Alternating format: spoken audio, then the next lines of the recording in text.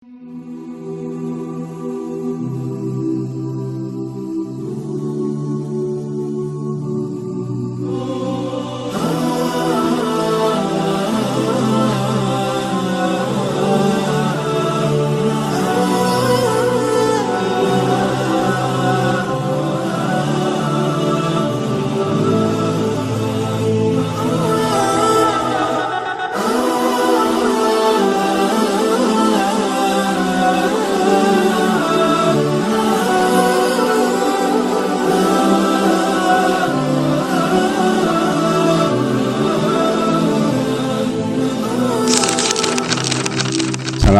warahmatullahi wabarakatuh. Bismillah, alhamdulillah, salatu wassalamu ala rasulillah wa ala alihi wa man tabi'ahu huda. Wala hawla wala quwwata illa billah, subhanaka la ilma lana illa ma 'allamtana innaka antal alimul hakim. Rabbi shrah li sadri wa yassir li amri wahlul 'uqdatam min lisani yafqahu qawli. Terima kasih. Yang pertama saya ingin memperkenalkan diri, nama saya Asnawi Rahmat. Pendidikan saya mulai kecil dari SD 6 tahun, kemudian di madrasah diniyah sanawiyah aliyah Jamatul Falah, kemudian di perguruan tinggi Jamiah Islamiyah Madinah 4 tahun, kembali terus mengajar lagi. Jadi waktu saya mulai tamat dari SD itu lebih banyak di Jamatul Falah sampai sekarang sebagai pengasuh pesantren Al-Raudhah atau Ar-Raudhah, itu tinggal membacanya. Ya, jadi pesantren ini tahun 87 kita dirikan. Sebelumnya embrionya sebelum itu sudah ada, cuman resminya sekitar 87 sampai sekarang. Kemudian santri yang nyantri di sini beragam memang, mulai pra sampai pasca. Pra itu artinya ada yang TK, MI, Sanawi, aliyah, dan ada yang perguruan tinggi. Itu ada ya di sini. Memang ada beberapa anak kecil sekitar 20 sampai 30 yang semuanya anak kecil ya, usia MI antara 7 sampai 10, 11, 12 tahun lah. Itu memang roda akeh, relatif banyak itu. Jadi memang begini, kita ada dua lembaga yang ketemu, ada namanya madrasah, ada yang pesantren. Sebetulnya dua-duanya lembaga pendidikan, cuman beda. Kalau madrasah itu punya kurikulum, punya tata tertib, punya aturan yang rigid, yang banget, manajemen yang bagus. Sementara pesantren, karena pesantri saya itu semuanya memang di sekolahan formalnya, tetapi kelebihan waktunya itu di sini. Memang waktunya lebih banyak di pesantren. Kalau sekolahan paling 6-7 jam, kan? Setelah itu di sini. Sehingga bisa dikatakan pendidikan pesantren itu 24 jam lah, kira-kira begitu. Nah, karena di sekolahan itu sudah ada kurikulum, misalnya saja anak FI itu ada akidah, ada Quran, hadis, akidah, fikih. Kita itu sifatnya melengkapi, Mbak, di sini. Yang belum diajarkan di madrasah itu kita berikan di sini. Contoh misalnya ilmu-ilmu sosiologi kemasyarakatan, ilmu komunikasi, tabligh, itu kan di madrasah masih sangat minim, bahkan nggak ada kadang-kadang. Itu kita pompa di sini. Dan pesantren kita memang mengusung sebuah misi ya. Di samping dakwah, memang pesantren itu punya misi banyak ya. Ada dakwahnya, ada pendidikannya, ada sosialnya, ada seni, ada budaya, itu ada semua di sini. Sehingga cara kita mengasuhnya memang berbeda-beda. Bahkan ada yang privat, Pak. Misalnya anak-anak kecil yang nggak mungkin hanya mengandalkan madrasah, kita tambahi di sekolahan. Kita ngundang guru-guru istimewa, les, belajar khusus, baca tulis, dan semuanya itu kita tambahi di sini. Di samping itu memang namanya pesantren itu pola ajarnya kan 24 jam. Jadi kita memberi tambahan-tambahan yang praktis, yang namanya contoh langsung, karena pesantren itu ibaratnya ada figur sentralnya yang pengasuhnya dari bawah segalanya, baik dalam ibadah, sosial, kesehatan, seni, itu kita ajarkan. Ya memang tidak bisa tuntas ya, tidak bisa, tapi paling tidak kita ini melihat ini yang belum apa ya.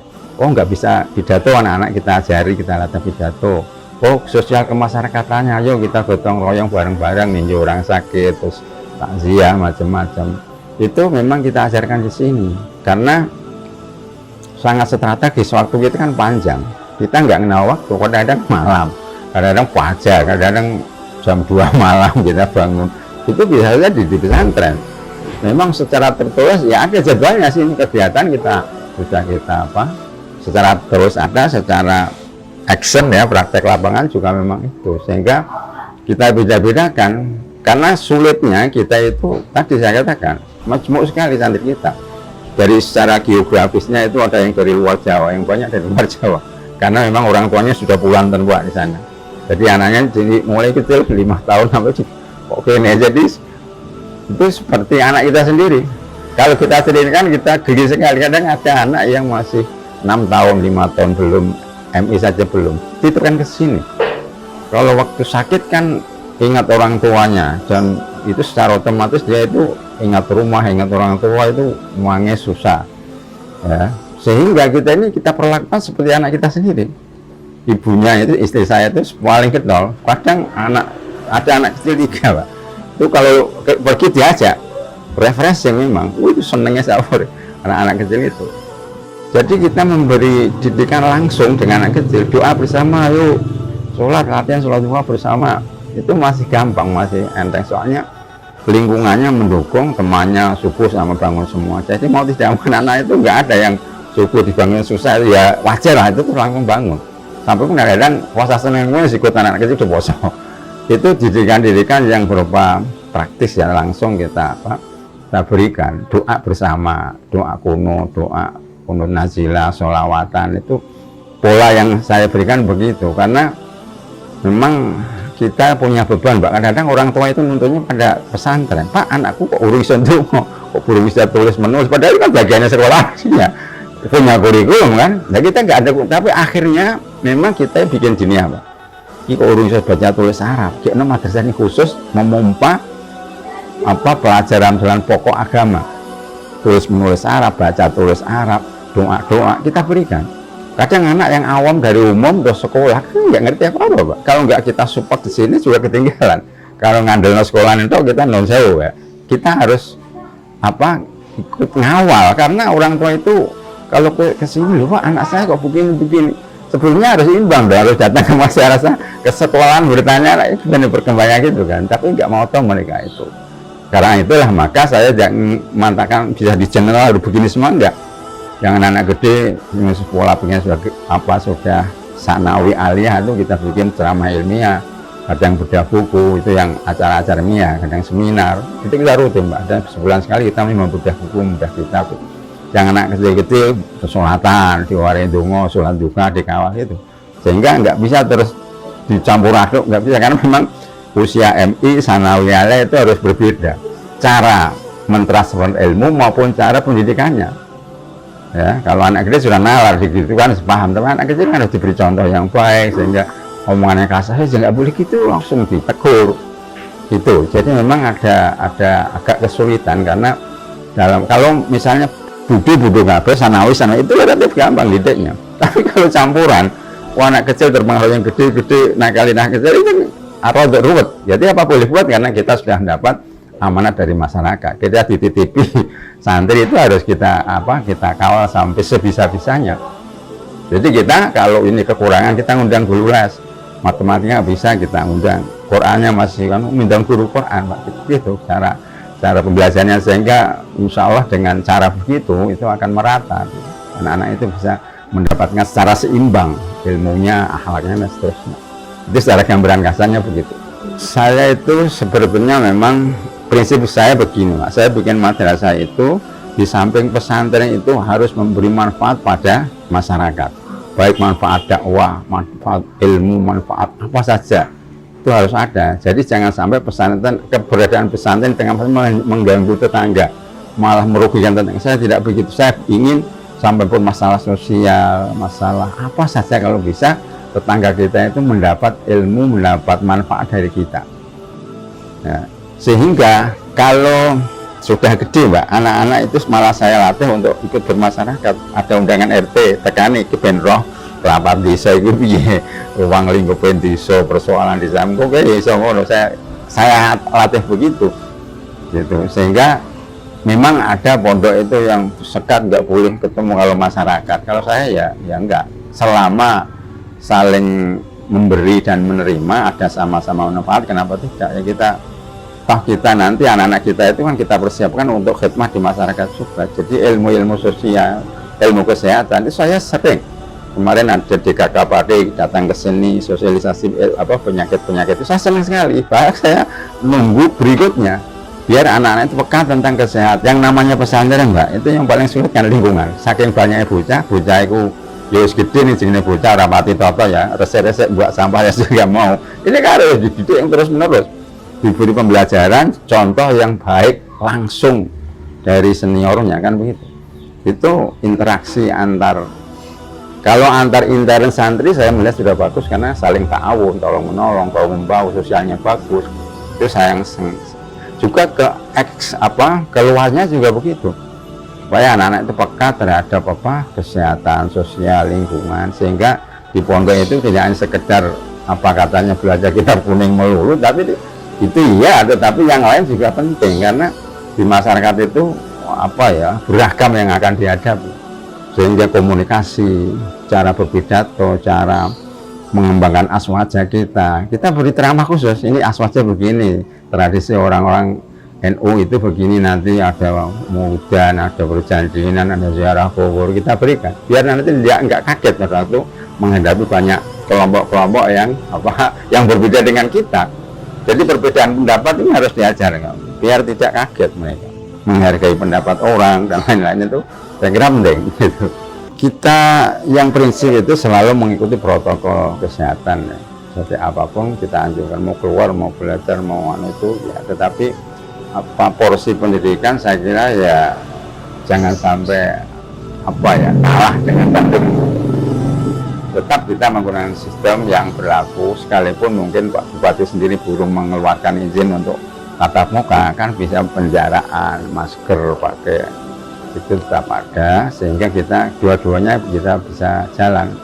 Sebab kalau kita spray terus itu kan juga payah nanti, atau ikut pelajaran tapi nggak menggunakan protokol juga kita salah juga. Jadi menurut saya kalau bisa kompromi antara anjuran ulil amri, penguasa pemerintah, dengan kondisi yang ada. Jadi ya diutaratur lah supaya bagaimana supaya kedua-duanya saling bisa berjalan. Memang ya rada berbeda ya, kalau dalam kondisi normal kan biasa leluasa kita ya, tapi kalau kondisi pandemi tentu harus di samping menghormati perintah-perintah negara, ya kita harus menyesuaikan lah. Toh itu kan ya keselamatan kita bersama. Kalau di pondok kan nggak ada istilah daring ya, yang daring itu Mbak, karena pelajar anak sini anak madrasah semua, jadi memang kalau daring udah daring dong, nggak PKB Pak di sini. Iya, waktunya bawa HP saya berikan HP, tapi kalau sudah selesai kita cabut lagi, kita batasi Pak. HP itu menurut saya ya alat yang tidak bisa ditolak ya, tetapi segi negatifnya mungkin ya lebih banyak bagi yang belum mampu memanfaatkan yang maksimal. Itu kekhawatiran kita, sehingga tetap kita berikan pada waktunya daring diberikan, kalau sudah kita ambil lagi, dia berikan lagi gitu terus kalau sini sistem, sehingga dia tidak leluasa memainkan HP 24 jam. Bahaya sekali kalau itu diberikan anak. Bahaya. Semalam bisa tidak tidur mereka, SMS-an terus repot kita. Itu kebijakan yang saya terapkan di sini begitu. Saya nggak bisa melarang. Ya, pokoknya waktu daring monggo, kalau sudah ya ada petugas yang main-main ngambil HP, ada yang petugas yang membagikan. Sehingga ada, ya tetap ada kendala tapi nggak seberapa. Saya sering ngajarkan orang-orang tua Pak, misalnya lelaki maupun jadi saya ambil kitab yang seperti Durratun Nasihin, Nasoihul Ibad, yang hadisnya banyak, yang fadhoil itu Mbak, yang amaliyah yang bagus-bagus itu sebagai support, sebagai dorongan, sebagai motivasi. Itu kalau orang tua, orang awam kan seneng aneh, wih ganjarin kok akeh ya gitu kan. Jadi kalau diberi fikih ansih juga berat, aneh Islam kok macam-macam. Saya Durratun Nasihin yang saya pakai, atau Nasoihul Ibad itu kitabnya, kitab tua yang isinya memang khusus nasihat-nasihat itu. Kalau fikih ansih seperti takrib itu kan Ya memang sebetulnya dasar-dasarnya harus ada itu ya. Kalau di anu kan sanawiyah kelas 1 atau 6 MI itu memang takrib itu sebagai fondasi awal bikin itu ya. Tapi kalau konsumennya orang yang ikut ngaji itu orang awam, usianya sudah lanjut juga, itu kalau saya ya itu gimana ya, orang tua itu ya tadi supaya dia bergairah ibadah itu caranya gimana, puasa sunnah, sholat sunnah itu yang sering kita pakai gitu. Tetapi kalau kajiannya pada misalnya anak santri atau no, ya lain lagi ya. Jadi kita harus bisa ngukur lah konsumennya siapa. Kalau kita bicaranya konsumen dur kan harus yang nalare tutup sanawi aliyah misalnya, itu saya menerangkan ayat bisa korelasinya dengan hukum fikihnya, dengan fadhil amalnya, atau dengan akidahnya itu kita ambil. Sehingga satu ayat kadang-kadang itu kalau kajian tafsir ya, saya ngajar tafsir juga di sini begitu. Sehingga anak itu memahami satu ayat itu sudah ada dari segi apa tauhidnya, dari segi sosialnya itu bisa kena gitu. Jadi tergantung anunya Mbak, yang ikut ngajinya. Kalau saya mengajar itu kita sesuaikan